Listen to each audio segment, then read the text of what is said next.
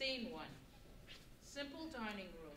Travel folders, maps, and other travel paraphernalia are spread on the table in Brooklyn, New York, or anywhere. Oh, here are the updated passaportas. And you want some more travel brochures? Here you go, suggestions. Cost of each depending when and where we go. You act as if we were never on a trip. You're more excited than ever. What's your problem?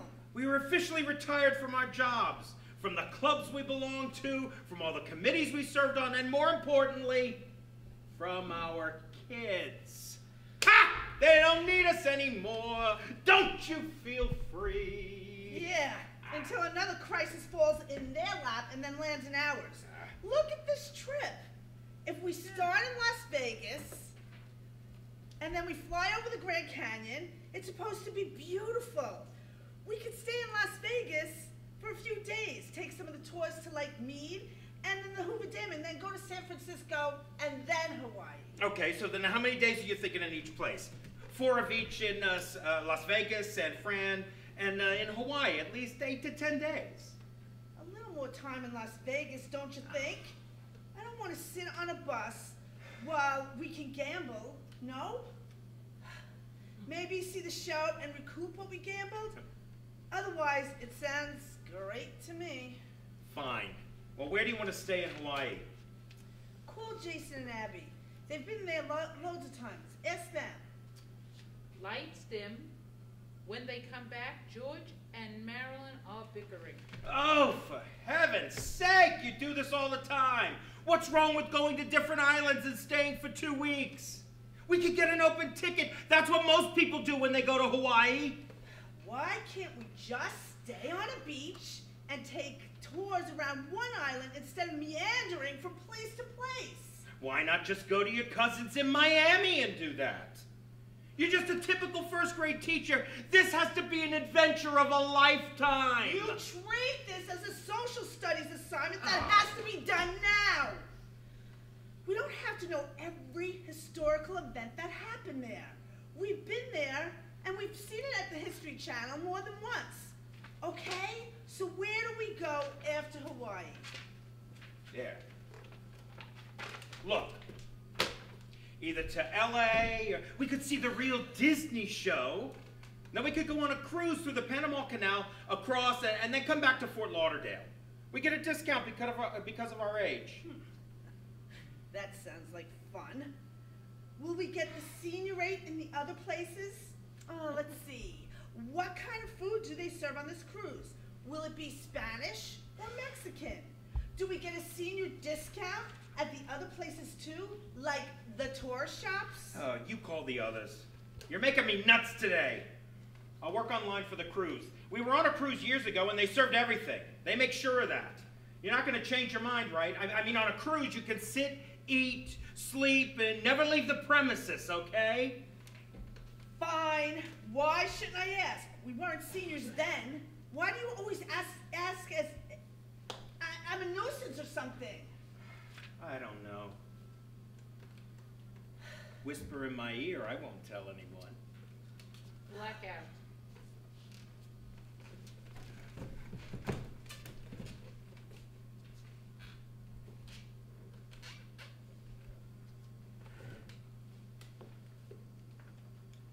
Act 1, Scene 2. Present day, on a U.S. airplane flying over the Grand Canyon to Las Vegas early in the morning. Hey, did you see that? Leave me alone. No, we're flying over the Grand Canyon. Oh my goodness, it's magnificent. Look, it's just breathtaking. For this, you woke me up? We're retired, remember? You said you wanted to see the world, and one of the wonders you wanted to see was the Grand Canyon. I did? When? It was your idea. Get the facts straight. I agreed to this route because we were going to Las Vegas and we could see it on the way because on the way back we will be coming from the other side of the world. Gotcha. Look, I wanted to see the Grand Canyon, but I didn't realize it was so early in the morning. Wait. Okay. Wow, that was magnificent. Look at the sun hitting off the objects. Wonder what else I agreed to that I'll be surprised when we get there. Everything with you has to be a problem. When we first sat down, you and I worked out this trip. Now you're denying you were ever part of it. What are you talking about? Christ, nothing. Go back to sleep. Blackout.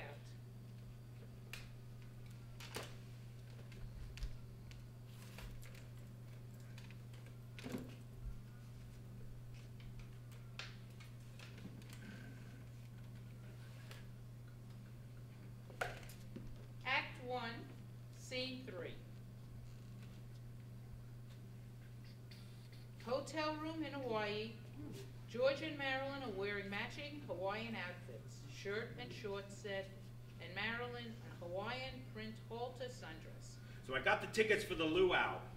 Look at the pictures. Look at these pictures of it. These are going to be great. You booked this touristy thing for us to go to? What were you thinking? Dear wife. The whole goddamn trip is touristy, or haven't you noticed? However, you may complain, but I noticed that you have worn the second Hawaiian sundress and bought me the same design to match. What were you thinking? Well, when in Rome. We have to be downstairs at dusk. I'll call and find out what time dusk is in this part of the world. I hope it's worth it. Lights dim and Hawaiian music playing, and photos of George and Marilyn sitting, eating, and throughout the night. Lights up. Back at the hotel. This was a blast. A wonderful touristy blast. The food, the dancing, the shaking of your bod, the hula hula girls and the others. Too bad we left the camera in the room. Oh, have no fear. I took them and I paid for the photographer to take our photos too. Terrific. It's just like a second honeymoon. Good thinking. The kids will get a kick out of this. You better believe it. Come here. Blackout.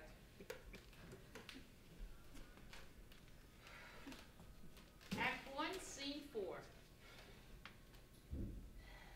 Disneyland, Los Angeles, California. Boy, this place certainly hasn't changed since we were here. I had enough. I think I'm Disneyed out. I told you so, but as usual, you wouldn't listen to me. Don't we see enough of Disney specials with or without the kids? Yeah, but God knows when will we return in person. We haven't been here in over 40 years. So many changes and gizmos. We absolutely have to see as much as we can because the next time we may be pushing each other in a wheelchair. You know, you're right. We have seen most of this on TV during the holidays. What a waste. Maybe we can get some t-shirts for the kids and our wonderful grandchild. Please, please. We can get those at any Disney store in New York. Could you think of something else? I did. You insisted on shopping here. What could we possibly buy that is not in a Disney store? We went to the one in Florida and cleaned out their shelves a few years ago. Okay. I get the point. Let's take a tour of LA or somewhere. Splendid. Here. Pick one out. Oh, this is new. The latest Hollywood homes and a chance to go behind the scene of a TV show. That sounds great. Oh, okay. Well, I'll call. Blackout.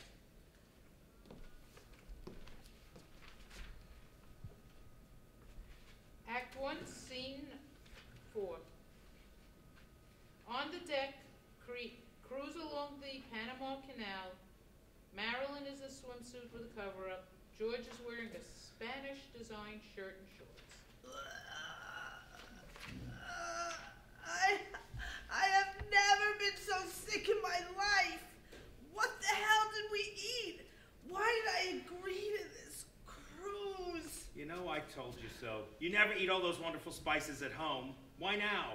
You know they always affect you. I hate our room. It's not a place to be sick in. Why? Just to say we paid more? We get in late, we get up early, we race out as fast as we can. Still, we should have opted for a higher level. Every night, I can't sleep. I feel as though we're never going to see daylight or be swallowed up by Moby Dick. Oh, we never look out the portholes anyway. Wear one of your Hawaiian outfits. You'll feel better since you bought out the whole line from the hotel boutique, didn't you? Please, you don't make any sense. You just want to impress people. Fine. Whatever you said. The people at our table last night acted like they never took a trip. And so they haven't. Listen, we didn't take this trip with our best friends. What do you care if these people wanted to be our new best friends? Make the best of it. Stop telling them they're wrong. They are. You were rude. Well, someone had to be. They acted as if they built the boat. She especially knew every part of it. And you acted as if you owned it and were getting extremely arrogant as well. You and she, you must have downloaded a copy of the plans because the two of you were playing Can You Top This? I had a right to my opinion. Especially when you began talking loudly in your usual opinionated self and were by the others at the table told politely to cool it. Why? They didn't tell her to chill out. You insisted on listing all the specialties of the boat. You don't even own the boat. Enough already. That's why you're sick. She must have slipped you some Cayenne specialty delight. Yeah, I bet you're right. They felt guilty because I haven't seen them today. Or they wanted to avoid bumping into you again. Please go back to the room and rest. You probably scared them to death with that, what do you know about owning a boat? Tonight we'll eat at a different restaurant. End of story. Now, look at the wonderful ties I bought for you. For me, your son-in-law. What about Ariana and Vicky? Well, what do you think? Little girls don't wear ties. You buy something for her and yourself. You bought them for all the other places. Why couldn't you do it? I don't want to hear you complain about the color, the quality. You can't kill ties too much. And we didn't need wallets. For you, there's tote bags, jewelry, very expensive French or Italian perfumes, lacy blouses, beachwear, all kinds, colors, imported designs, prices to your heart's content. I think I'll go lie down and rest. I'll see you later. Blackout. Act 1, Scene 6. At home, Brooklyn. The scenery is an open-air garage in a backyard filled with items emptied from a garage or a basement, and they are almost strewn nearly neatly about. There, that should do it. End of the goodies. Christ, I hope this is fast and painless. Are you finished? Yes, no thanks to you. Why? This is your idea. I just told you what to take out. You don't need a PhD to empty a basement and a garage of memories and be sarcastic at the same time. How much more could we put out in this yard? Well, at least you noticed that. Where are the kids? Have they been told? What time did you tell them to get here? They said they'd be here at 11 a.m. And my Jove, it's like 1 minute before 11. One of them should be arriving early. The early one, Natch. Very funny. Mom? Hi, honey. Dad? See, I was right. What's going on? The early one is here on time. For once. Well, why the frantic phone call to be here at 11 a.m.? Your call sounded serious. Why all this junk or stuff in the yard? Looks like a scene from the Hoarders. Your mother and I have decided that it is time to clean out our lives, and that meant laying claim to what belonged to you and your sister. Your dad's idea, actually, and hoarders usually don't have such nice things. Something wrong? Just the sniffles. Must be the dust from all this junk. What's doing? You never tell us to come this early, and on a Saturday, too? Hey, you're improving. You're only 10 minutes late. I found a parking spot up the block. I can't believe every spot wasn't taken, and it's Saturday. Because most people on this block work Monday through Friday, and they're off on the weekend. Enough already! What's going on with all this junk? Good thing it's not raining. Right. Then you'd need a dumpster and a heave-ho without a thought to what we were doing. 2, we are not competing with hoarders. These are memories that belong to the 4 of us. Before we do our throwouts, we want to know what you want, and you can pick out your favorites, what you want, and discard the rest. Easy enough, right? Why? Because, my dears, it is time to let go. What's all the fuss? Although I can see what you mean, there are a lot of things here. You sure you're not sick or anything, right? No, just a period of caution, or better still, letting go of the past for a cleaner bill of sanity